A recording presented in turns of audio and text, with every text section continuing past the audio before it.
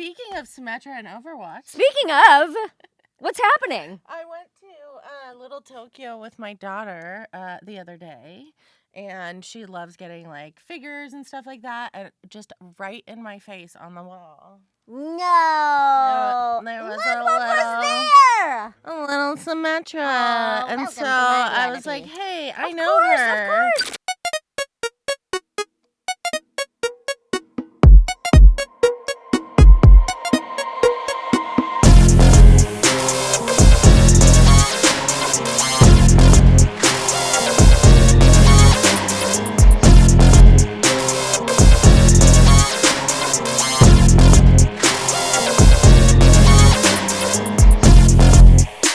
Thanks so much to our episode sponsors, Hero Forge. Oh, our favorite.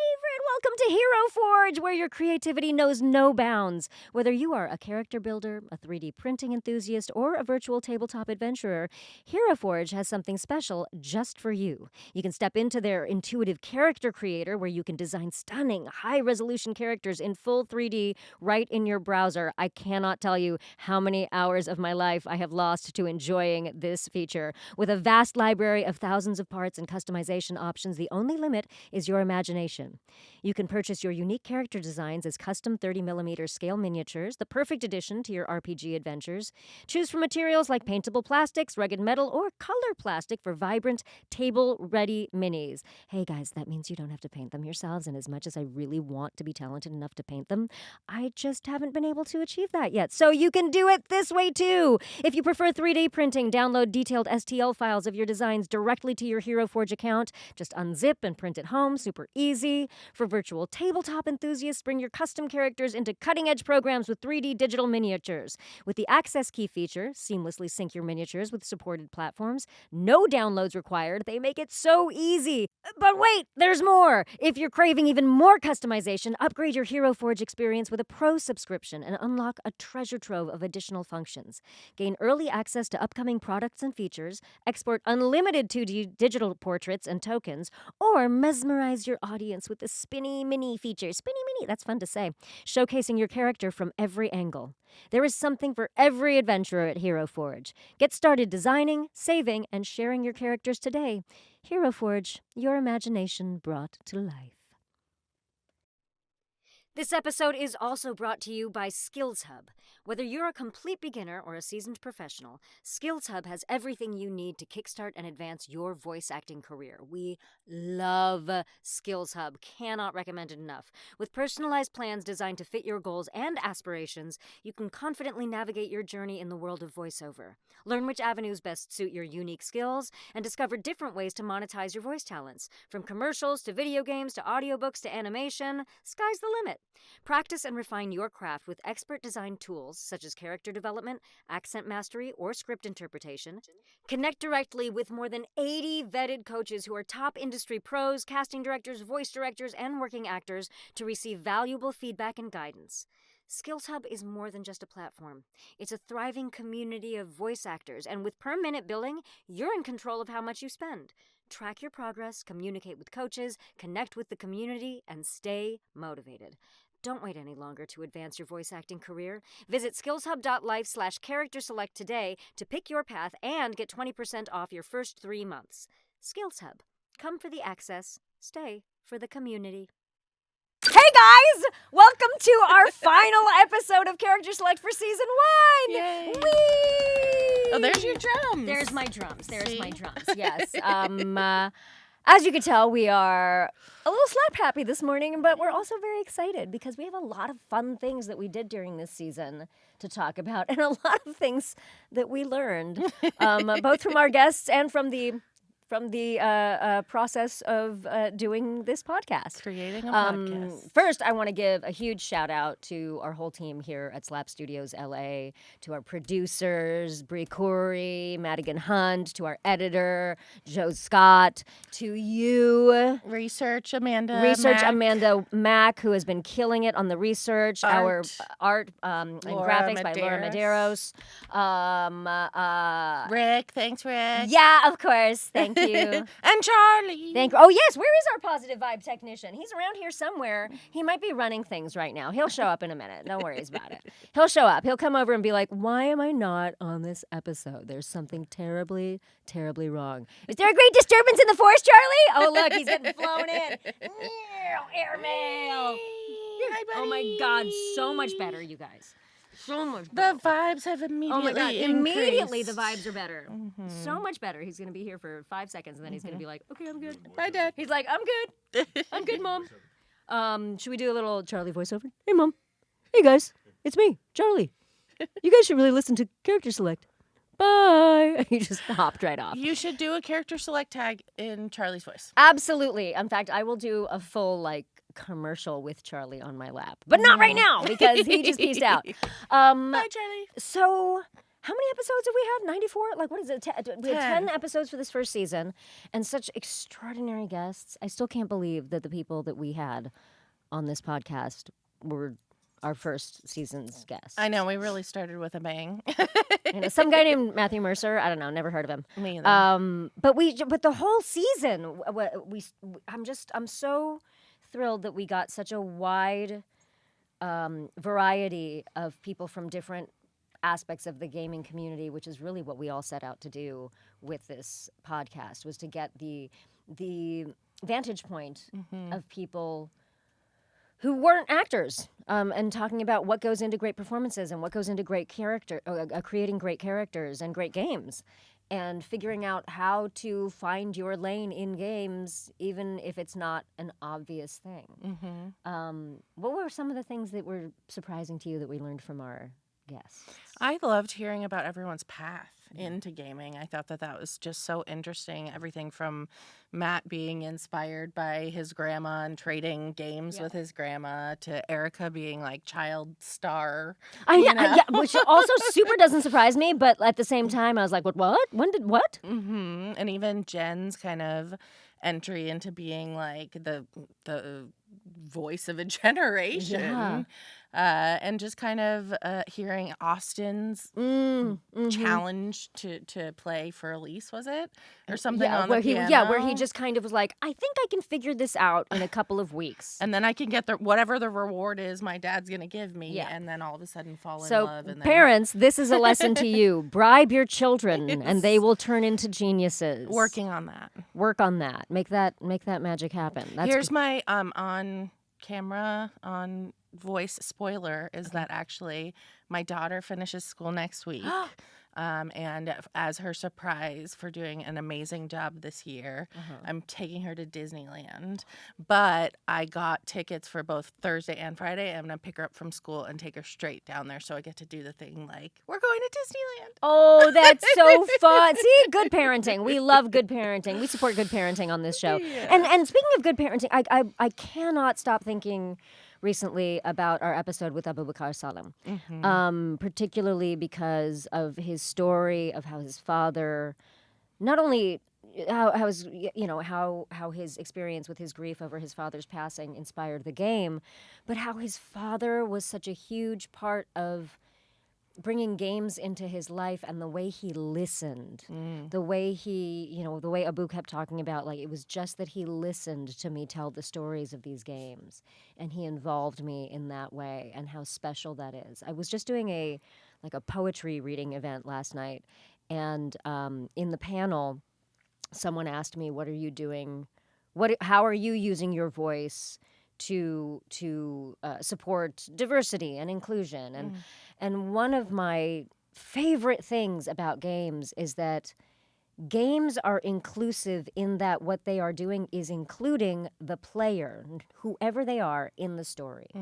And so whatever your background, whatever your gender, whatever your sexual orientation, whatever your abilities, whatever your culture, you are being asked to be a part of the game by being the player character. And when we tell stories that way, where people have agency over how the story is told or over the journey that they take, I feel like that right there, that is inclusion. That's inviting people to the party, whatever that party is. Yep. And it's one of the reasons. Oh, buddy! He wants to be want to invited be on the episode to the now? party. Oh, you want to be included? He just wants to be played with. that's what that was. He just ran away, the little booger. Okay, I see you. I know you want to be the star of this episode. We'll make that happen eventually, I promise. As soon as you get opposable thumbs and you learn how to play a game, we will absolutely ask you about your gaming experience, Charlie. But yeah, that sense of everybody having a chance to be included, because everybody who turns on the game gets to be a part of that story, gets to be a part of that party.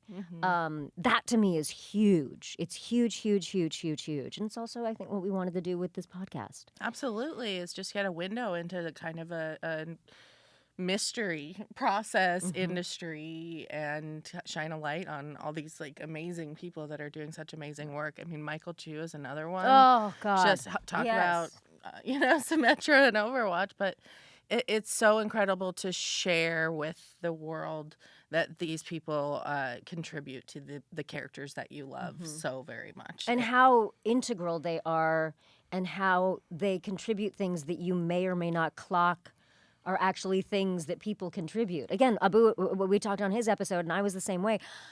We didn't realize as kids that there were like human beings behind these voices and behind these characters. And obviously there's someone who has to do the art, and there's someone who has to do the animation, and there's someone who has to, animate this hand. And that's just the one thing, because it's a first-person shooter, and the way the hand moves is very, very important, because you're going to be looking at it the whole freaking time. Little things that are huge things that you don't necessarily clock when you are just picking up a game and playing it. Or even thinking about, hey, how do I get into games? Yeah. There's a role. It feels like there is a role for literally everyone in the gaming industry if you want to be a part of it. Well, there's a huge indie market, and so it is accessible. And I think Abu, he went sort of the indie route, but not really. Right. Because obviously it's a small studio. But it just shows that someone with determination and a great idea, and the ability to push an idea forward is able to do something incredible in the gaming industry, and include even more people than were included before. So, and speaking of JN, right? Oh gosh, yes, JN Lopez. Let's talk about that. Like JN Lopez, what a changed a freaking industry, and it continues to do so by existing and including and sharing the opinions of thousands and thousands of Black women. Yeah, who had historically been so oddly underrepresented to me. Massively. Massively, but also I'm like, wow, it's odd to me. And perhaps that's naivete, because I know that their struggles are significantly harder than anything that I have ever experienced in my lifetime, even as a woman of color. But I love so much that she was just like, no, I have this mission. So everything that I do is just going to be in line with that specific mission, and I'm just going to do it.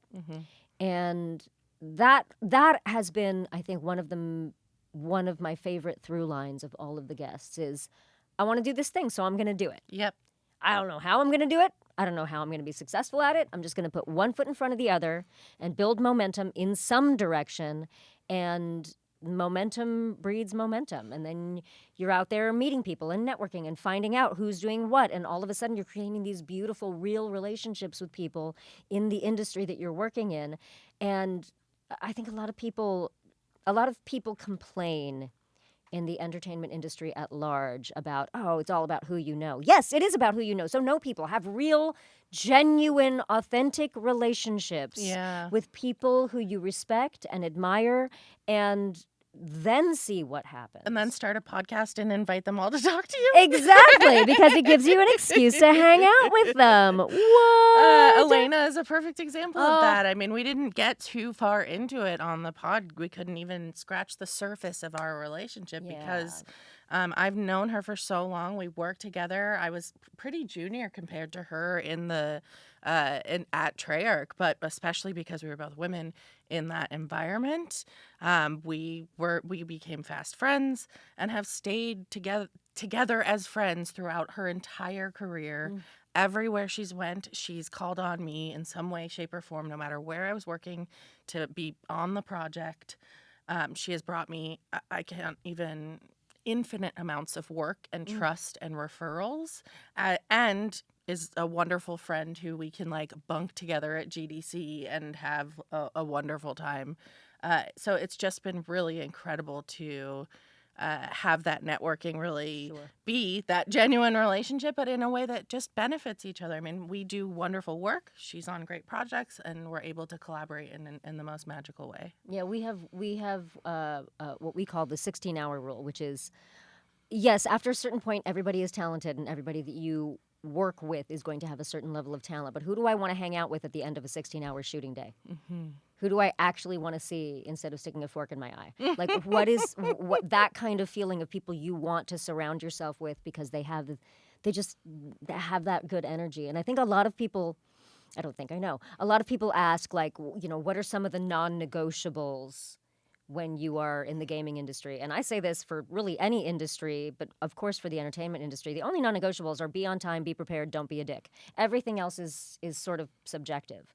And that last part sounds like a joke, but it's it's really the truth, because after a while people are just really hiring the people they know they want to work with, not just because they're friends. Sometimes they are, because they can deliver. Yeah. And because they can deliver good energy. And because they know when this person shows up, they're not going to be a pain in the ass to work with. They're actually going to support and offer things and create together. And not every job needs a big casting process or hiring process. If you know you need something done quickly and well, you're going to hire the people that you know can do that and make it a pleasant process, represent you well to a client. Because that's another thing. We're exposing someone to a client, and we're saying we put faith in this person to not be a dick, whether that's hiring on a actor side or even just as a PA or a recording engineer or editor. Like, if you're interacting with clients, I need to ensure that you're not going to treat them with any kind of issues, so that is. Now, I am curious, because you are so good at finding new talent, not just voice talent or acting talent, but you are constantly meeting and learning about new people and connecting with new people. So when you are bringing on someone that maybe isn't tried, tested, and true in your experience, how do you take that risk? How do you decide who to take that risk on? One of the things I learned very early on is you can't teach tact. You can teach a lot of things, you can train a lot of things, but you can't necessarily teach how people interact. And especially a lot of my experience comes from hiring in recording studios and hiring client-facing positions. And that's something that we end up, you interview, you do your best. I like training from scratch. Because I've found that I can. I'm a good trainer, and I've trained many people, and so I like to start from someone that usually knows nothing in my field, and then I just kind of mentor and train from the very beginning, and I give people like very small chances at the front. So one project to see how they do, and then if they do well on that project, I'll give them a little bit more, and then we keep testing until. But I have to see that email etiquette to clients. I have to see what they're like in front of clients, because 100% of my job is serving clients. And even though Chip, my business partner, always famously says the client is not always right, but we have to be customer service. The whole way. Super respectful. Exactly. The whole way too. Yeah, that makes We're perfect holding sense. their hands. We're helping. And we're coming from a very positive and helpful place always. I feel like that onboarding process is deceptively hard on both sides of it. Whether you are the employer onboarding people to work with you, or whether you are the person being onboarded, because sometimes you don't know necessarily what is expected of you. And just putting your best foot forward in any aspect is really the only answer that you can have, which is why you end up bringing in so many cool people, because I think you do inspire that tremendously. Well, yeah, and then there's always turnover. There's always people who want to do different things, and my goal is always to help. And especially in the position that I'm in, we get people jobs. Yeah. And so we always have a lot of transparency with people that, like, if they are interested in moving up, that we help them do that. It doesn't help to keep people in a spot that they don't want to be. No. But there's also a lot of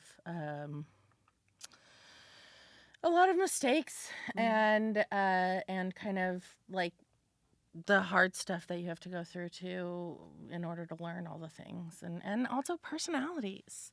Like it's sometimes they say culture fit. Is that the term for it? Well, that's the HR term for it, especially when they don't want to hire you. They're like, oh, they're not a culture fit. And you're like, well, that sounds racist. I was going to say, I was like, do you mean a cultural fit? Yeah, or that sounds sexist. That sounds wrong. Yeah, exactly. Yeah. But that said, like, I have to make sure if someone's coming into my organization, I have to make sure that they vibe with everybody else too. Yeah. And I try to be really, we're not a flat organization at all, but I do try to be very open with all of my employees about like who's coming in, who might need some extra help. Everybody's very like community oriented and trying to make sure the job gets done. Something what our rule is like nothing should ever stop on your desk. And so it's almost like a hotel thing. Like if you go up to the front desk and you ask for something at a hotel, they're going to figure out how to get it for you, even if it's not their job. Yeah. Ideally speaking. Yeah, ideally speaking. Not at every hotel, not at every hotel, but yes. Not every request. Yes, exactly. But, I can imagine they anyway, completely different. That's a different podcast for another time. Maybe we should do the after dark version. Yeah, there we go. But yeah, just being able to, and that's kind of how we ended up doing all the services that we do, because we just say yes and then we figure it out. But for all of our employees, it's like if something is stopping you, you need to be proactive about making sure that it is you're asking for help and you're getting what you need in order to prevent it from being stopped or to move it forward. And that's kind of one of our policies is just don't let anything die on your desk. Anything's an opportunity. We follow up with people. We are making sure we're closing loops and dotting I's and crossing T's, and details are everything. It's funny, as I'm listening to you talking about all of those things that we need to do as employees, or that people need to do as employees, it's also reminding me one of the challenges I think a lot of actors and artists have is realizing that, okay, in this circumstance, in your performing career, you are the CEO and you are the product, which means you are your own employee, which means you have to be the one making sure things don't stop on this desk, which means you have to be sure you're the one advocating for yourself, which is terrifying when you first start out. It's terrifying to be like, you know what, I think I have 3 of these exertions, these loud screams, these battle screens in me, so let's make them count. Instead of just being like, yeah, I'll just keep doing this until I lose my voice, which God knows I did that at the beginning. Yeah, of course. Because I was scared. I thought, this is what I'm supposed to do. No, what you're supposed to do is still have a voice that you can work with after you leave this session tomorrow. Like maybe not right away, but like, maybe a night of rest, but you need to preserve your product. And I think if anyone has trouble advocating for themselves, I think it's helpful to think of yourself that way, to sort of, I hate to say it, but sort of dehumanize yourself and remember that you cannot, this company, you incorporated, cannot sell your product if the product is broken. If you're not advocating for the best circumstances under which that product can work. And that's why a lot of people do get agents. Obviously, it's to bring in work. But one of the important things about having an agent in between someone like me and you is that there is a obligation or a feeling of maybe friendship or whatever it may be, where that dehumanizing gets muddied. Yeah. And that product gets muddied. And sure, there's always like things you're going to want to do because you're passionate about it. And like, it doesn't matter what the money is or whatever, like you'll do it. But there are other products and projects where it's important to have someone in between so that a bad cop, and even just it's someone who can ask the hard thing without it coming from you. And even if it's not bad, even if it's just more money, to not have to have you ask me for the money is helpful. It's always awkward. Yeah. All of us need a champion. All of us need someone, even if you don't have an agent, all of us need someone there who's talking about either you or your talent or why you're worth this much. Like, I think all of us need that. Help reflect your value. Yes. Yeah, That's a great way to put it. and understanding the market and what you may be worth and what's a good decision and a bad decision, Right. but also that person. So because in my world, a lot of clients will talk directly to actors, which is great for the relationship. But not so great for us. But it is great for, like, you want to be included in the conversation Yes, about the yes, game yes. and the details. But the moment you start talking about money Yeah. and negotiations, it's like it gets really awkward, and people will sometimes get in situations where they'll say, like, yeah, I'll totally do that. And then it goes to the agent, and the agent's like, you're not agreeing to that, And so it's a interesting aspect of, and it's important, I think, as soon as you can, to add in that layer so that you're not having those conversations yourself. Sure. And speaking of agents, I know a lot of people ask about, like, how do I get an agent? How important is an agent? What are the most important things you look for in an agent? And I know for me, what I took a long time to learn, and this was in the entertainment industry at large, not just in voiceover, was to make sure that my team feels like a team with me, and it doesn't feel like there's a hierarchy where they are the boss and telling me what to do. And I went through a lot of experiences with reps who either made me feel bad when I would call and ask questions, or when I would find out about a project and say, hey, can you get me in for this? They'd get mad because they'd say, like, let me do my job. And that is absolutely, like, the opposite of what you should be being able to do with your agent. That open relationship and that sense of, I can come to you and you will advocate for me. That kind of trust is really important. It's really important to find. But they're not responsible for 90% of your career. Correct, Only because they make 10%, Yeah. so you got to do 90% of the work. I Yeah. would venture to say you kind of have to do like 99% of the work. But yeah, there's just reminding yourself again as a performer that you have agency over your own career, even with your agents. You have agency with your agents, and that it's you are driving the ship. Not in a dick way. You're not being a jerk to them, but you definitely get to make more decisions than I think we are often led to believe we get to make. We learned some other things. We learned a few things. Starting a podcast is hard. Starting a podcast is hard. We're very lucky that we had an extraordinary team behind us, as previously mentioned. We learned, we were today years old when we learned from our editor that we should slate for them, which is something that you would think that I would have known, having been in this industry for 27 years, but we did it today. Yay! We can learn. They can be taught. It's a thing. We learned that we're very busy. We learned that we're very busy. We learned that scheduling is a challenge. We definitely learned that. We learned that tech is, no matter how much you plan, tech is unpredictable and mistakes get made, and that is all right, because thank goodness people are forgiving and really just want to hear the things that you're talking about. What else did we learn? We learned that this podcast has brought out a way for colleagues to compliment each other. Yes! And talk about the performances their colleagues have done. Yeah. In a reverent and beautiful way. It's been so fun watching each of our guests light up when they get to the section about talking about someone else.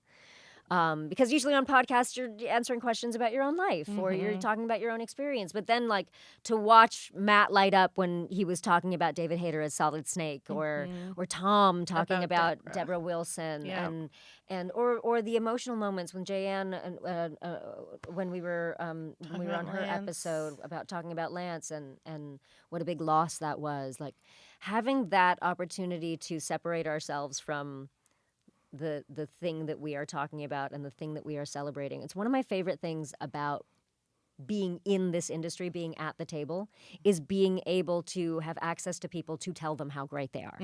It's not necessarily like, ooh, I can finally get something from this person. It's, ooh, I can finally tell them how they changed my life and how fun that is. I love that. I love that so much. Me too. We got to make sure that Jacinda's episode gets to Laura. I don't know. Oh, I already told Laura. You did. I told Laura that it was airing while I was listening to it at 9:30 in the morning, and she was very touched. But I will make sure that she gets a chance to listen to the whole thing too. Yeah. And I just love being able to give people like Jacinda and Elena and Michael and Tom their dues, because again, a lot of the actors get the accolades. Yeah. And there's so many people and so much work that goes into making these games playable and fun and experiential and all of that stuff. And years of their blood, sweat, and tears and their hard work and their imagination that people don't necessarily see have gone into it and don't realize how long it takes to make that hand. Apparently, I'm obsessed with the player character hand. But it's a big deal. Again, like you don't clock it. You don't clock the mouth flaps. You don't necessarily clock those things. Again, referring back to Abu when he was talking about like all the different things that he didn't think about going into the process, but then had to talk about. I'm so glad that we have a chance to give people their due that way. Yeah. I am too. What are you excited about for season 2? Oh, I'm excited to get some of our Brits involved. Yes. A few international guests. Yes, indeed. One dear friend from India that I'm very excited to bring to the Character Select audience. Very cool stuff. Yeah, and to just see what everybody wants to talk about. I'm excited to see what other kind of character performances we dive into.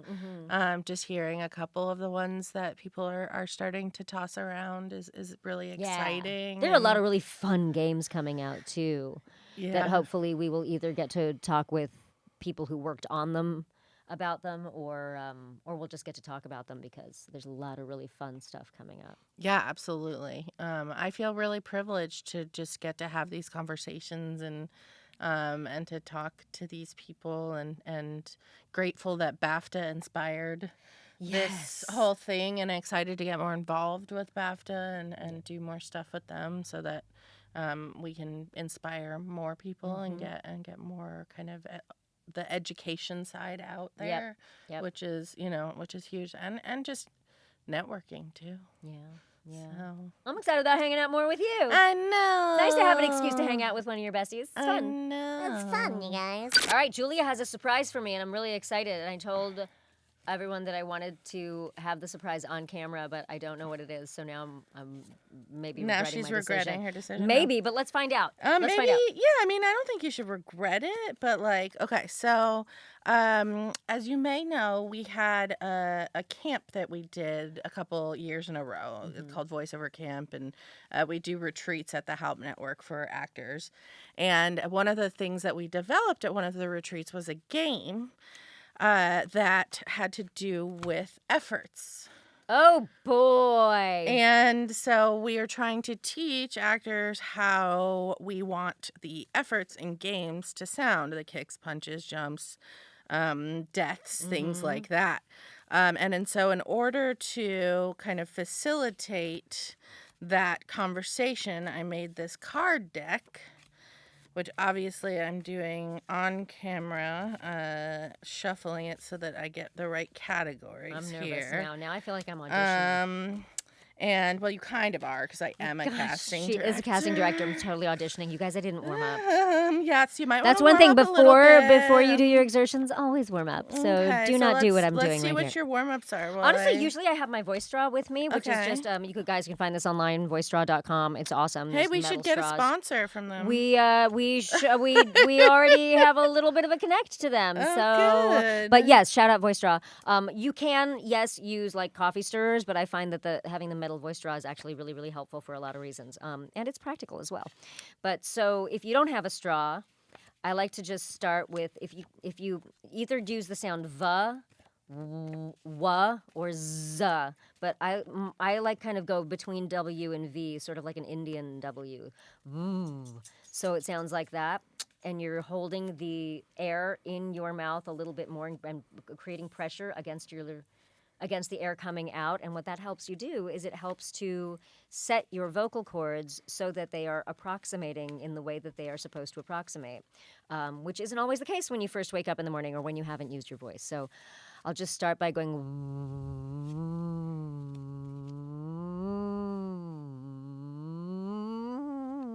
When you hear how like there's like some hitches in there, I'll try to keep doing that until it's smooth, and then you're going all the way up and all the way down. So it's.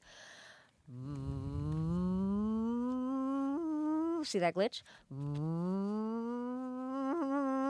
There's a big one. So I'll keep doing that for like 5-10 minutes on a V, on a W. She's finally done with that was so boring, I love I know. this. This is so useful. So I do that. I do sing, so I do some of my vocal warm-ups from singing, but I do it after I do the straw or the which you can also do by blowing into your knuckles. If you're not watching this visually, this is hard to describe, but you're sort of but putting your mouth up against your hand between your pointer finger and your middle finger and that very first knuckle so that you're holding the air back like this.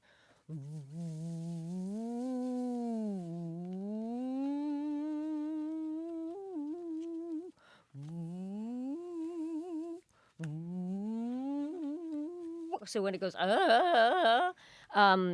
my voice doesn't naturally do that, even when I'm not, like, it doesn't naturally do that when you're not pushing the air back, but it's, so it's a little bit embarrassing when you do it, but it helps. It actually really, really helps. And then you do the normal sirens, and then you do all the arpeggios, and there's like a million videos about those things, so. Okay, bear right, with me. all right, The I'm hardest bearing. part about this was the game design, and I'm not there yet. But That's why we have game designers. I know, right? Okay, ready? Condition. Okay, is heavy. Heavy condition. All right. Do we want to attack or take damage? Let's take damage. I feel like that's a little bit easier. So we have the heavy condition, heavy, as opposed to obviously light, medium, or heavy. Mm-hmm. And I'm taking damage. What kind of damage am I taking? Punched. Okay, this is a fun one because it's very easy to physicalize this even though you're in front of a mic. Okay, but there's one more. Uh-oh. Oh, wow. I'm getting a heavy punch to the head. Wasn't prepared for that. That's a little different because it's not as juicy. When you get punched to the gut, there's sort of like that's a terrible effort, but there's sort of like a squishiness to it. Punch to the head is bad. Would probably be a big one. And I don't know if engineers hate me, but I do fully physicalize the stuff that's happening when I'm doing it. Sometimes it's hard. On the right kind of mic, it's okay. These mics probably not great. Yeah, sorry, Bree. It's going to be brutal, you guys. Things might peak. Apologies. It's all for the... it's all for the love of the arts. Spojected. Have you ever heard this term? I have never heard this term. Spojected. It's spoken Spojected. and projected, so it's just... Okay. It is not as loud as projected. Gotcha. Okay, so like someone who's like maybe 10 feet in front of me. Okay. Okay, and let's do... Are you cherry picking these? Okay. Yeah, maybe. Spojected, so landing like from jumping per se?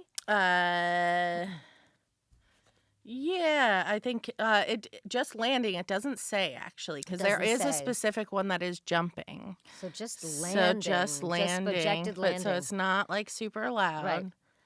It'll probably be there. It'll probably be like that's kind of medium right there, or that's a little more gut. Mm-hmm. Okay, so then we've got... Oh, a slash attack. Receiving a slash attack? Light. No, attack, not damage, not taking damage. A light slash attack. So like if I were using a dagger and maybe slashing at someone. Oh, look, with a knife. Slashing at someone with a knife. I like to use a lot when I'm using swords or bladed weapons. Oh, nice. I like that. I like using that because there's something onomatopoetic about it. Mm-hmm. Because you're slicing. So yeah, that'd probably be where I go with that one. Okay. Melee breathing. Okay, so this would mean this is just how you would breathe if you were in a melee fight. So are we mid-fight where I've exerted myself a little bit more? Yeah. So there's a little bit of heft to it. There's a little bit of voice to the breath rather than just a... I feel like that would be if I was in a melee fight but trying to hide. Yep. Then I wouldn't be using the voice behind it. like trying to catch your breath. This is so fun. Do you like this? I feel like this is super like boring for people. Is this boring? No, I don't know. You guys tell us. Yeah, is it boring? like Okay, Peanut Gallery. Thumbs up Is it from the boring? Peanut Gallery. No, All right. it's super cool, All right? Cool. Okay, Also, that's what I thought. Thanks. just Yeah, so- thanks. just I made them myself. No. How would you know? Like, I didn't. You didn't. I just thought I'd let them know. Here, we can fix it right now. Look. Give me that. Sorry, gotta show you. Fix it. I'm gonna fix it. That's some It's high a tech. double melee. That is some high tech shit right there. Okay. Okay. Let's do. We haven't done. Here's one that I will not ever do again, but I remember being in my first session for Symmetra, and we were doing all of the deaths. And one of them was falling off a cliff after having been frozen by May. So first you get the freezing attack, and then you fall off a cliff. And then there was also one where you're electrocuted and fall off a cliff. And then there was like falling off a cliff and hitting something on the way down. There's a lot of combo platters in that game. That was part of the electrocuted. Yep. Set on fire. Set on fire is rough. That one's always rough because that's a prolonged one where you like realize that you're set on fire and then you're starting to feel it and then you're running to try and put it out. So that's a long one. Blown up. I don't know that I've ever done blown up before. Wow. Stabbed. Stabbed is juicy. Stabbed is a juicy and one. then you get to do stabbed in the thigh. Yeah. Stabbed in the foot. That's a good one. Ow! That's awful. Let's hear it. Ah! Like Lego stabbed in the foot. What does that mean? Like I stepped Like on you a Lego? stepped on a Lego. Yeah. That's not so bad. But I did jump. Yeah. Ah, You could feel man. it when you did it. And then I'd probably curse. I definitely cursed. High kick. High kick? I'm not standing, so this is tough. Ah! Ah! That's it, because it's two parts. Ah! It's a two-parter. It's a two-parter. I could do this all That's also like a kneeing someone because you're grabbing them by the shoulders and then kneeing them at the same time. So it's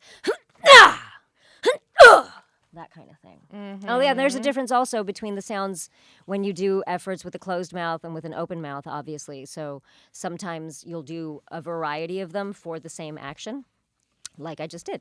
So an open mouth kneeing and a closed mouth kneeing. You learn a lot about fighting. Carry a pistol. Well, now I don't know that that's a sound. Just picking it up? Yeah, picking up or just even with walking with it, maybe. Interesting. I mean, I don't know. I feel like that's not. I genuinely don't know how that sound would be because it's a pistol and it's so light. So it's light. It's very light. Like it feels like I would be holding like a light. Well, my purse is heavier than a pistol. So that's my favorite quote ever. I will say my purse is definitely heavier than a pistol. Trust me, I got a lot of crap in my purse. But there is something to the idle sounds, which I would think that this would fall in the category of like idling sounds, where you are literally just making the sounds that the character would make at quote unquote rest in the circumstances that they're in. And this is really important also physically in mocap. Because in mocap, stillness doesn't work in mocap. If you are completely still, like you could do on TV or film or on stage, someone thinks something is wrong with the game if you are completely still when you're doing mocap. There has to be a tiny little bit of life, a tiny little bit of movement. So if I'm carrying a pistol, I'm just like, I guess I'm...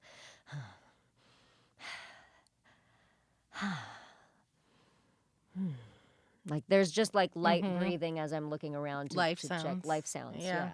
Interesting. I mean, I carry a pistol every day. No, I don't. I carry a purse every day, though, so that feels like kind of the same thing. Nina left this looks like half of a note.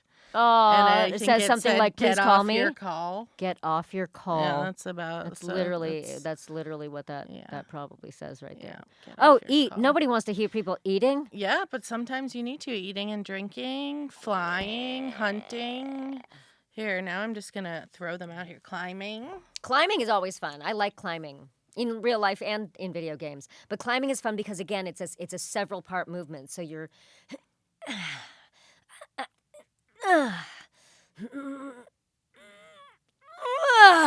if you're getting like a big one in there. If you're stepping... if you're jumping up from... If you're repelling... So you're rappelling off the stone. I and don't then think coming you back. realize like how good you are at it, and also like what a special skill, because you do it so naturally. Well, thank you.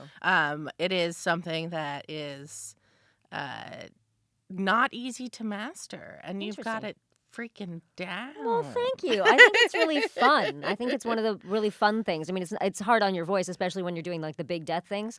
Like Spider-Man 2 was rough. Yeah. Because my character dies in a lot of ways. But thank you. You know, there is, and also, don't be scared if you're a voiceover actor and you're going into these sessions. Quite often they will actually have a specific director for the exertions, like they did on Spider-Man 2.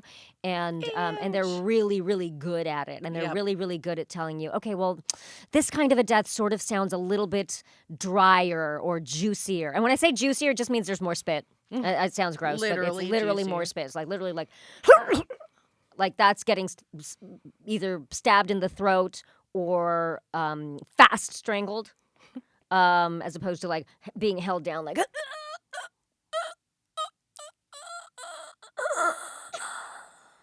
that's like a slow strangle where that's like grasped. You started it. You started it. I did. It's like, here, let's play. Running is fun.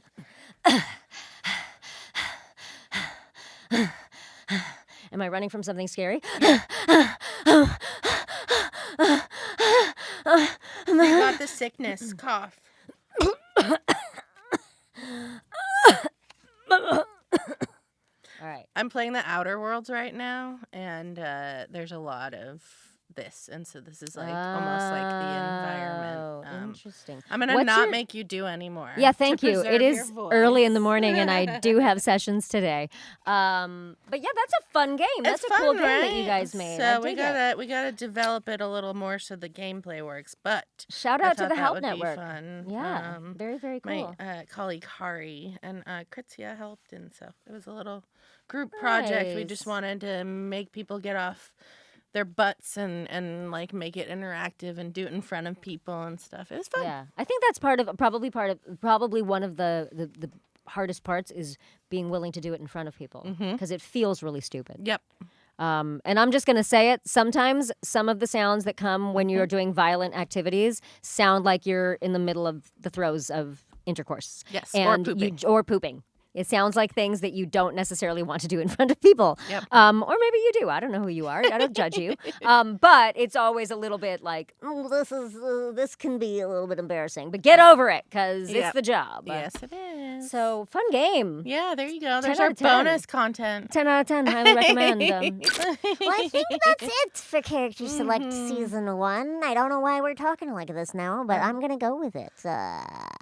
I am Anjali Bhimani. And I'm Julia Bianco, and we're so grateful. Yes, so grateful to all of you, to the Patreon subscribers, to the followers, to the YouTube subscribers, to all of you for listening. If you have requests for Season 2, please hit us up. Oh, here's another thing I learned. When I point like this and I say there are all sorts of pop-ups, there are no pop-ups. No pop-ups. Oh, I learned that. Season 1, we didn't have any pop-ups. You know what? I'm going to keep pointing just in case we decide to change that at the end of the season. It's just going to be blank It's just going to be blank pop-ups. It's going to be like, what am I having for dinner tonight? Did I take Charlie out for a walk? It's going to be things like that. Thank you guys so much for listening. Thank you so much for watching. And we will see you for Season 2. See you soon. Character Select is recorded at Slap Studios, LA. Executive producers Rick Barrio Dill, Julia Bianco Schoeffling, and Anjali Bhimani. Producers Coorey and Madigan Hunt. Research assistant Amanda Mack. Intro animation by Coorey and Larissa Donahoe. And additional editing by Josie Scott and theme song by Rick Barrio Dill. The views and opinions stated on this show are those of the individuals and do not necessarily reflect the opinions of their employers. Thanks for listening.